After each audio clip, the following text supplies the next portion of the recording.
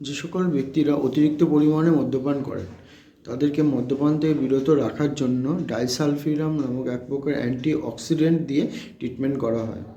এর ফলে সে ব্যক্তি যখন এই ডাইসালফিরাম অ্যান্টিঅক্সিডেন্ট খাওয়া শুরু করছে, সেই অবস্থায় তার শরীরে যদি সামান্য পরিমাণেও যদি অ্যালকোহল প্রবেশ করে, তখন কিন্তু তার শরীরে অত্যাধিক পরিমাণে অ্যাসিটালডিহাইড তৈরি হয়। এর ফলে তার শরীরে এক প্রকার অস্বাভাবিক রিয়াকশানও কিন্তু হয়ে থাকে।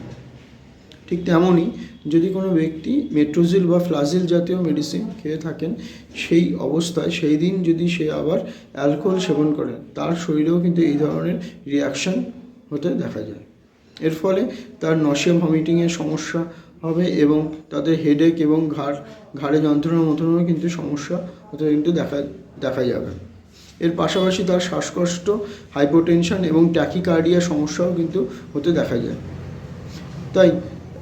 তাই মেট্রোজিল বা ফ্লাজিল জাতীয় ওষুধ যদি খান, তাহলে কিন্তু সেই দিন একদমই অ্যালকোহল খাওয়া যাবে না। আদারওয়াইজ কিন্তু আপনাদেরও এই ধরনের সমস্যায় পড়তে হলেও হতে পারে। ধন্যবাদ সঙ্গে থাকার জন্য। ভালো থাকবেন। বাই।